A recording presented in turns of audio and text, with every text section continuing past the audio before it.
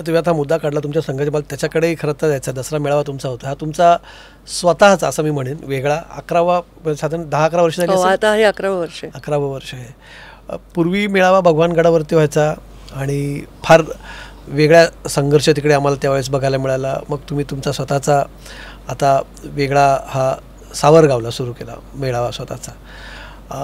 10 वर्षात आता याची एक वेगळी ओळख झाली असं तुम्हाला वाटतंय की आता ते सगळं पडलंय मागे? मला असं वाटतं की हा मेळावा माझा नाही आहे, हा मेळावा लोकांचा आहे. कारण हा मेळावा पूर्वी भगवान बाबांनी सुरू केला, त्याच्यानंतर जे जे मठाधिपती राहिले त्यांच्या उपस्थितीमध्ये त्या काळातले राजकीय नेते येत गेले.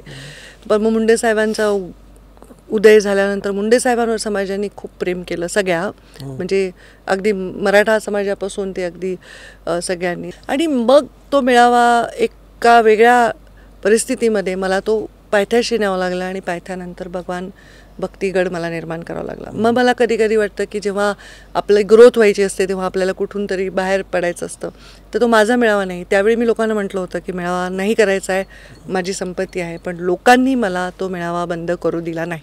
आजही मी लोकांना म्हटलं पूर आलेला आहे, आपण मेळावा नको करूया, मी दर्शनाला तर येणारच आहे. पण तेव्हाही लोक म्हणले नाही ताई, या अशा परिस्थितीत आमच्या सगळं म्हणजे हरवलं असताना आम्हाला तिथे येऊन एक ऊर्जा मिळते. आता काय बोळ्या बाबड्या डोंगर कपाऱ्यात जगणाऱ्या मजुरी करून खाणाऱ्या लोकांना जर ऊर्जा मिळत असेल माझ्या 20-25 मिनिटाच्या भाषणांनी, माझ्याबरोबर येणाऱ्या नेत्यांच्या भाषणांनी, तर ते द्यायला मला काय हरकत आहे. मला काहीही त्याच्यामध्ये करावं लागत नाही. तिथे जायचं, त्यांची अट एकच असते, ताई तुम्ही हेलिकॉप्टरने या, कारण मुंडे साहेब हेलिकॉप्टरने येते. तर माझं वर्षात एक हेलिकॉप्टर तेवढं बुक असतं, बाकी ठिकाणी मी जाते असं अजिबात नाही. पण हेलिकॉप्टरने ते त्यांचाच आग्रह आहे, तुम्ही हेलिकॉप्टरने या, मला आवडतं ते मुंडे साहेबांच्या सगळ्या गोष्टी आहेत त्या, आणि त्यामुळे ते एक तयार झालेलं आहे ऊर्जास्थान. गेल्या वर्षीच्या मेळाव्यामध्ये या मेळाव्यामध्ये एक फरक असा आहे की यावर्षी तुम्ही पुन्हा एकदा मंत्रिपदाची माळ गळ्यात पडली. बरीच वर्ष तुम्ही तुम्हाला ते म्हटलं, तुम्हाला मागे मी एकदा एका मुलाखतीत शब्द वापरला, तुम्हाला तो आवडत नाही वापरलेला शब्द, पुनर्वसन. तुम्ही म्हणतात माझं काय पुनर्वसन व्हायला पुरामध्ये वाहून गेले का तुम्ही नेहमी म्हणतात. बरं ठीक आहे, पण तेव्हा आणि आता राजकीय परिस्थिती बदललेली आहे, पुन्हा मंत्री झाला होता. तुम्हाला मधल्या काळात तुम्ही असं कुठे वाटलं होतं का की आता मेन स्ट्रीम राजकारणात पुन्हा, कारण तुम्ही मग राष्ट्रीय राजकारणात मधल्या काळात होतात, मग परत मंत्री हो वगैरे?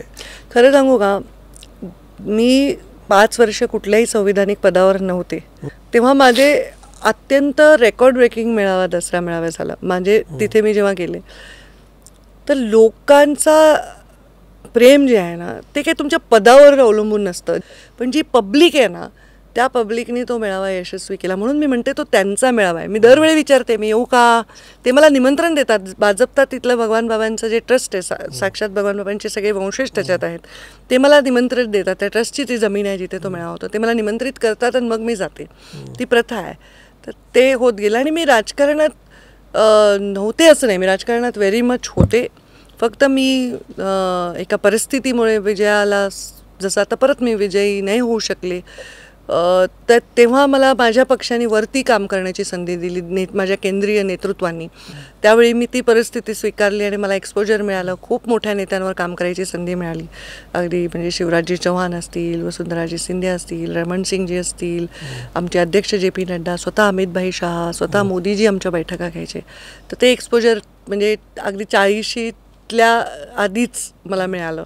कमबॅक होईल असं वाटलं होतं मनात तुम्हाला तेव्हा? काय काय वाटलं होतं? आता मी असं काही विचार नाही केला की माझं कमबॅक कसं होईल वगैरे. ते लोक म्हणजे विचार तर करतोच नाही, खरं सांगते, खरं सांगते मी. आणि मी वेळोवेळी म्हटले की मला दरवेळी चर्चा व्हायची, पंकजाला हे पद मिळेल, ते मिळेल, MLC मिळेल किंवा राज्यसभा मिळेल, आणि मग नाही मिळाल्यावरही चर्चा व्हायची.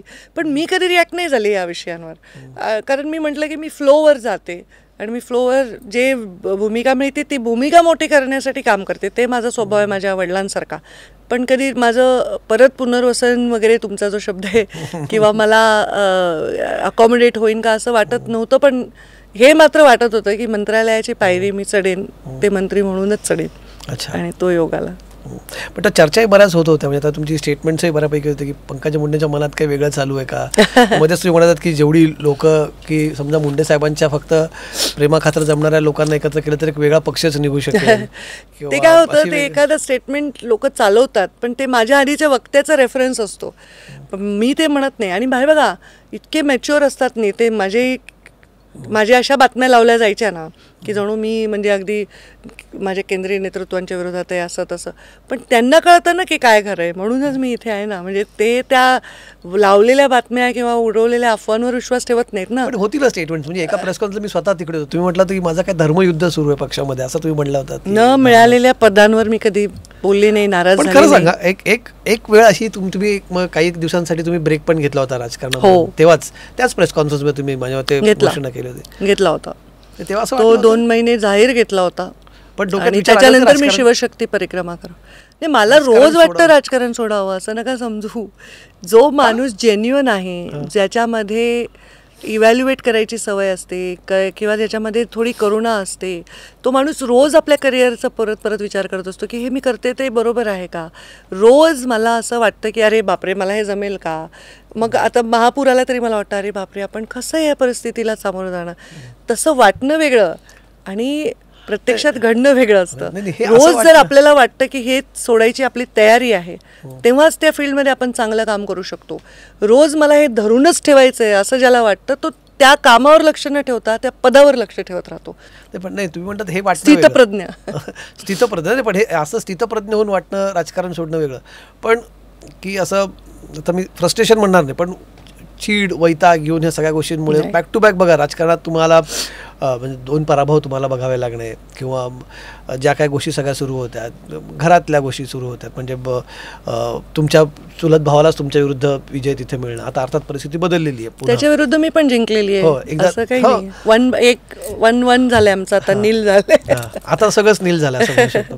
पण तेव्हा सगळ्या गोष्टींमुळे असं वाटलं होतं की राजकारण नाही, असा राजकारणाचा कधी कंटाळा. मी तुम्हाला सांगू, मी राजकारणात येणाऱ्या संघर्षामुळे राजकारण सोडावं असं मला कधीच वाटत नाही. जेव्हा मी हेल्पलेस होते लोकांना काही मिळवून देण्यासाठी, तेव्हा मला असं कधी वाटतं अरे आपण काय करू शकतो. हे माझं स्वतःचं इव्हॅल्युएटिंग सिस्टीम आहे.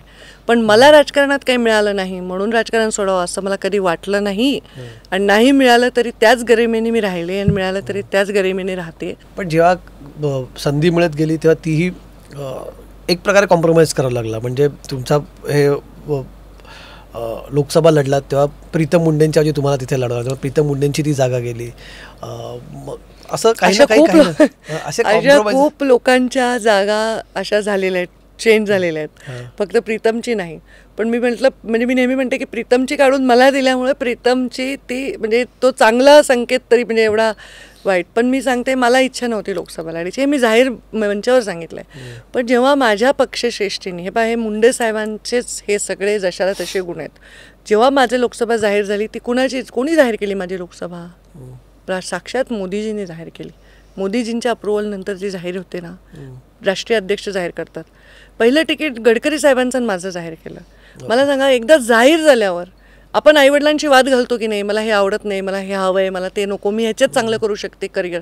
पण जेव्हा ते म्हणतात की तुम्ही ते करा, तर तेव्हा आपण ते करतो. तसंच असतं पक्षाचं सुद्धा. आमच्या बाबतीत भाजपचं ते एक आमच्यासाठी पक्ष हे अधिष्ठान आहे, नुसतं संघटना नाही आहे. तर आणि मी किती थोडक्या मतांनी हरले, म्हणजे अगदी 1-2 लाखांनी लोक जिथे त्या परिस्थितीत अक्षय काल गोदावरीच्या पुरात जसं वाहून गेले तशी परिस्थिती झाली असताना मी हार्डली क्षुल्लक अशा मतांनी, माझे बाद मतांची जरी संख्या मोजली तरी माझा विजय निश्चित झाला असता.